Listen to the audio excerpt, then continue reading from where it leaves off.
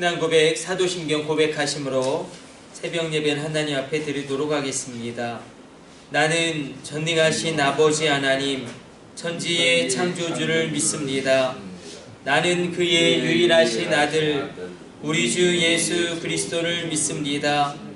그는 성령으로 잉태되어 동정녀 마리아에게서 나시고 본디오 빌라도에게 고난을 받아 십자가에 못 박혀 죽으시고 장사된 지 사흘 만에 죽은 자 가운데서 다시 살아나셨으며 하늘에 오르시어 전능하신 아버지 하나님 우편에 앉아 계시다가 거기로부터 살아있는 자와 죽은 자를 심판하러 오십니다.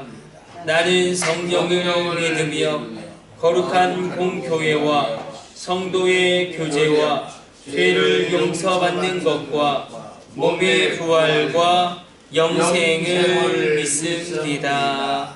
아멘. 찬송가 88장 찬송 드리겠습니다.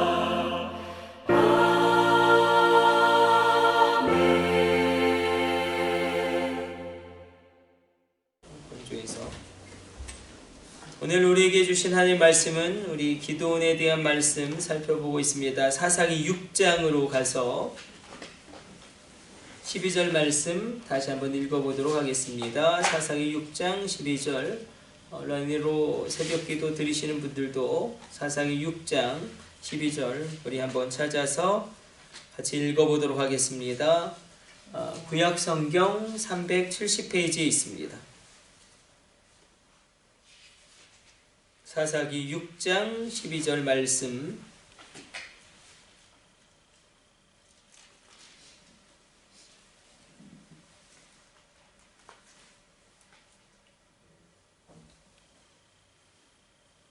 사사기 6장 12절 말씀 같이 합독합니다. 여호와의 사자가 기드온에게 나타나 이르되 큰 용사여 여호와께서 너와 함께 계시도다. 아멘. 아멘. 우리가 하나님이 어떻게 한 인생을 변화시키시고 새롭게 하고 또한 그를 통하여 시대를 구원하는지 우리가 기드온이라는 연약한 한 인생을 통하여 우리가 살펴보고 있습니다. 하나님이 사사들을 세우시죠. 그러나 사사들은 참 지도자감이 아니고 형편없는 그리고 정말 부족한 사람들이 많았습니다. 하나님이 사람을 쓰시는 것을 보면 우리가 참 놀랍다라고 여길 수밖에 없습니다. 우리가 생각하는 것과 전혀 다른 사람들을, 의외의 사람들을 사용하셔서 만약에 뭐 인사청문회 같은 거 해서 이 사람들을 세운다고 한다면 뭐 추풍 낙엽처럼 떨어질 만한 그런 사람들입니다. 검증을 통과할 길이 없고 아주 그 자체적으로 연약한 사람들입니다. 사사들 하나하나를 뜯어보면 이 사람이 진짜 지도자감도 아니고 여건도 안 되고 상황도 안 되고 능력도 안 되는데 왜 하나님이 이 사람들을 사용하시는가 궁금증을 자아낼 수밖에 없습니다. 물론 사사 가운데도 집안도 좋고 능력도 있고 실력도 있고 여건도 되고 상황도 되고 모든 것 가운데 부족함이 없는 사람이 있습니다. 꼭 한 사람이 있는데 그 사사는 삼손입니다. 우리가 알다시피 삼손은 참 오히려 정말 어떻게 보면 그 엄청난 어떤 하나님의 그 능력을 제대로 발휘하지 못한 굉장히 실패한 사사로 우리가 바라보게 됩니다. 물론 마지막에 또 하나님께 귀하게 쓰임받긴 하지만 가장 모든 여건이 되는 그런 사사가 오히려 우리에게 실망감을 주는 그런 것을 보게 됩니다. 하나님은 전혀 의외의 인물, 예상하지 못한 사람, 형편없는 사람, 부족한 사람을 들어서 사사로 쓰십니다. 사사는 이렇게 보시면 돼요. 한 민족을, 이스라엘 민족을 구원합니다. 그리고 시대의 대안이 되는 사람으로 세우십니다. 그래서 오늘 우리가 이 새벽에 기도할 때 하는 우리 자녀들이 정말로 시대의 대안이 되고 한 민족을 구할 수 있는 하나님의 사사로 사용하여 주옵소서. 그래서 우리가 능력도 안 되고 여건도 안 되고 상황도 안 됨에도 불구하고 하나님 그 인생을 새롭게 하시고 변화시키시고 그 인생 가운데 다가가셔서 하나님이 쓰시면 그 인생이 쓰임받게 되는 것을 보게 됩니다. 바로 오늘 우리가 보고 있는 기드온도 마찬가지입니다. 기드온은 사사가 되기에 부족한 사람입니다. 15절에서 이렇게 그가 한탄합니다. 오 주여 내가 무엇으로 이스라엘을 구원하리이까? 보소서 나의 집은 므낫세 지파 중에 극히 약하고 나는 나의 아버지 집에서 정말로 가장 작은 자니이다. 우리 가정은 세상이 보기에도 너무 연약하고 나는 우리 가정 안에서도 너무나 부족한 연약한 자입니다. 이렇게 이야기하는 것은 겸손의 표현이라기보다는 열등감과 열패감을 보여줍니다. 또 27절 보니까 하나님 그에게 이스라엘 백성들이 믿고 있는 그 바알의 단을 회파하라는 명령을 받지만 두려운 나머지 낮이 아닌 밤에 그것을 깨버리는 것을 보게 됩니다. 그리고 13절 제가 한번 읽어보겠습니다. 이렇게 하나님 말씀하셨어요. 오늘 본문을 보니까 13절에서 내가 너와 함께하고 넌 큰 용사다. 그런데 이렇게 그가 그 마음에 있는 원망을 토해냅니다. 기드온이 그에게 대답하되 오 나의 주여 여호와께서 우리와 함께 계시면 어찌하여 이 모든 일이 우리에게 일어났나이까? 아니 하나님 우리와 함께 하신다는데 왜 이런 일이 일어났습니까? 또 우리 조상들이 일찍이 우리에게 이르기를 여호와께서 우리를 애굽에서 올라오게 하신 것이 아니냐 한 그 모든 이적이 어디 있나이까? 이제 여호와께서 우리를 버리사 미디안의 손에 우리를 넘겨주셨나이다 하니 미디안의 압제를 당하는 이유가 하나님 우리를 버렸기 때문이다. 원망합니다. 그 원망. 아니 하나님 우리가 정말 함께 계시다면 이런 일이 일어나면 안 되는데 아니 도대체 우리를 도와주신다고 하신 하나님은 어디 계신 겁니까? 그 원망을 이야기하는 이 정도 수준의 사람이었습니다. 더군다나 기도는 하나님을 시험합니다. 이 시험이라는 게 굉장히 성경에서 보면 나쁜 것이죠. 한 번이 아니라 두 번이나 시험합니다. 너무나 잘 알고 있는 우리가 잘 알고 있는 양털 시험. 정말 하나님이 살아계시다면 여기에만 촉촉히 이슬이 적시게 하시고 나머지 모든 땅은 마른 땅이 되게 해 주십시오. 그리고 다른 땅은 건조하게 해 주십시오. 근데 하나님 정말 그렇게 해 주셨어요. 그러자 이번에는 한 번 더 요구합니다. 하나님 이번에는 다른 땅은 다 촉촉하게 해 주시고 오직 이 양털만 뽀송뽀송하게 해 주십시오.